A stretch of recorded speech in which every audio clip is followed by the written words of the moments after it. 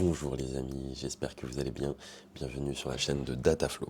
Aujourd'hui, on va parler crypto et on va commencer par une revue technique des marchés, puis on ira analyser les derniers résultats économiques. Et commençons tout de suite par une analyse technique du Bitcoin en daily. Donc comme vous pouvez le voir, on est sur un canal baissier, ce qui augure une hausse, comme je l'ai dit dans la précédente vidéo. Grâce aux chiffres de l'inflation d'hier, on a fait une très belle bougie en daily. Qui arrive sur le haut du canal baissier. On a pété les 0,61 de la dernière baisse.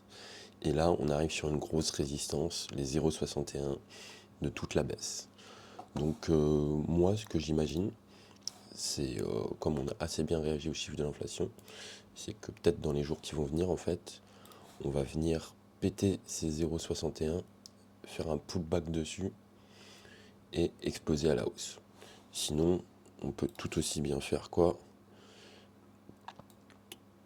On rentre dans la zone de rechargement, un petit range, on explose, pullback sur les plus hauts et on part.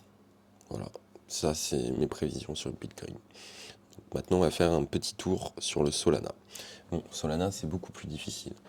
Bon, certes, on a cassé le canal baissier, on a fait un petit pullback dessus, et là on repart. Mais on bloque déjà sur les premiers 0,61, là, la zone de recharge, et on a encore cette grosse zone là à casser.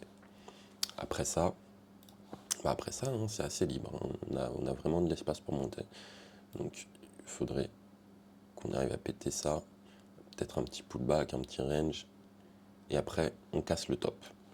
Et là après on s'envole, hein. On va chercher des plus hauts, des couvertes de prix, etc., etc. Et maintenant on passe à Ethereum. Donc comme Solana, on peut voir qu'on est sur un canal baissier, hein. On a vraiment eu des grosses bougies rouges qui nous ont poussé vers le bas. Et là, on peut voir qu'on bloque sur les 0,61 de la dernière baisse, toujours dans le canal, hein. Donc il faudrait vraiment réussir à péter ce canal, faire un petit pullback dessus, et bam, aller exploser les plus hauts, ou range à ce niveau-là, et exploser les plus hauts. Donc je vous trace ça tout de suite, hein. Moi je vois, donc peut-être on va s'arrêter dans cette zone là, pullback, bam, on repart, petit range, et là on a toujours les derniers plus hauts à aller chercher, quoi, ceux de 2024. Et en weekly, on peut voir qu'on n'a toujours pas passé les plus hauts de 2021. Donc là, ouais, peut-être un petit pullback là sur cette zone là, les derniers plus hauts, avant d'essayer d'aller chercher une découverte, enfin avant de partir en découverte de prix, quoi. Je pense que ça va se passer comme ça sur Ethereum. C'est laborieux, mais ça devrait le faire. Ça devrait le faire. Et maintenant, on va passer à une analyse des données économiques. Donc hier, on a eu les résultats de l'inflation américaine. On peut voir que l'IPC Core, donc c'est le chiffre des prix à la consommation sans l'alimentation et l'énergie, il a baissé de 0,1, ce qui est très bien pour nous, hein, une baisse de l'inflation, sachant que la Fed suit de très près l'IPC Core. Et par contre, on a un paradoxe, c'est que l'inflation a augmenté de 0,4 du coup avec l'énergie et l'alimentation. Donc on est non, de 0,3 pardon. Non, c'est bien 0,4, mais on est passé de 2,7 à 2,9. Très bien.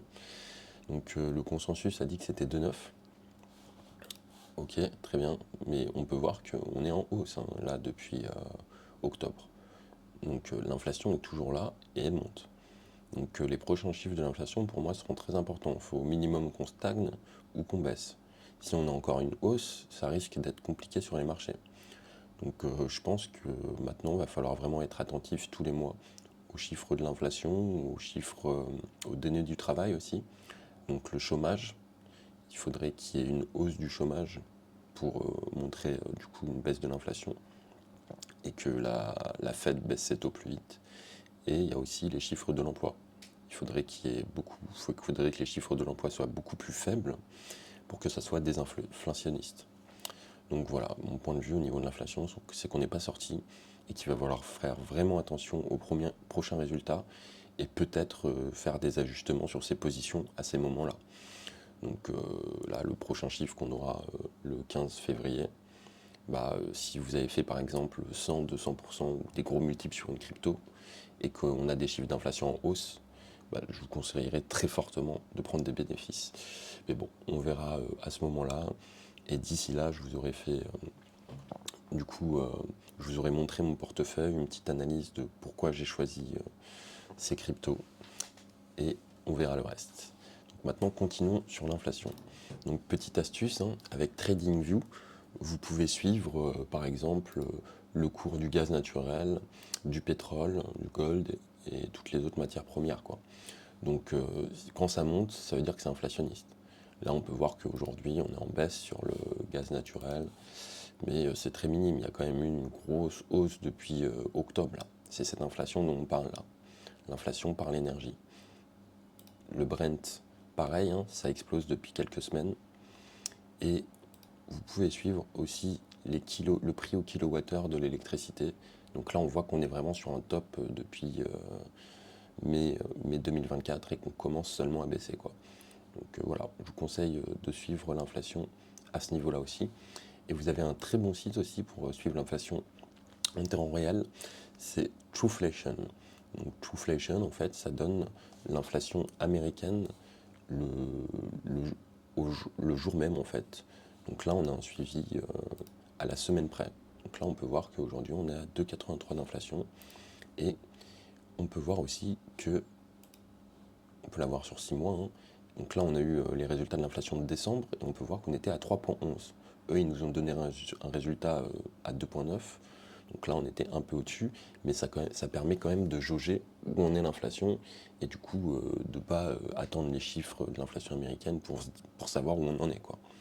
Donc voilà, moi je vous conseille ce site aussi pour l'inflation. Et on continue sur quelques données importantes. Donc on peut voir que sur les dernières 24 heures, on a eu 343 millions de liquidations, dont 210 millions sur les shorts, hein. Ça veut dire que le marché il pousse vers le haut. On aime voir ça, c'est ce qu'on veut. Maintenant, un petit tour sur le TF Bitcoin, hein. Hier, il y a eu 750 millions d'entrées. C'est bien, hein, parce que sur les 3, 4, enfin là, c'était fermé. Sur les 4 derniers jours, on avait eu quand même pas mal de ventes. Et là, ça rentre fort là, depuis qu'on a eu les chiffres de l'inflation. Donc on est content, on aime quand il y a du chiffre sur les ETF. Ça pousse le Bitcoin vers le haut, quoi. C'est vraiment important pour nous. C'est un moteur. Et il y a aussi le petit Ethereum qui nous fait, 59 millions. Ça pousse pas très fort encore, mais on attend plus d'entrées, quoi. C'est vraiment ce qui va nous permettre d'avoir une belle alt season, quoi. Donc il nous faut des beaux chiffres et des belles entrées sur l'ETF Ethereum. Pour conclure, on peut voir que le marché a très bien apprécié le chiffre de l'inflation, mais il faut faire attention car il est toujours en hausse. Ce matin, les marchés européens ouvrent à la baisse et on espère un beau bond sur l'ouverture américaine. Je vous ferai un nouveau flash crypto aujourd'hui en fin d'après-midi. Merci d'avoir regardé cette vidéo. N'hésitez pas à vous abonner et à cliquer sur le pouce bleu. Et bonne journée.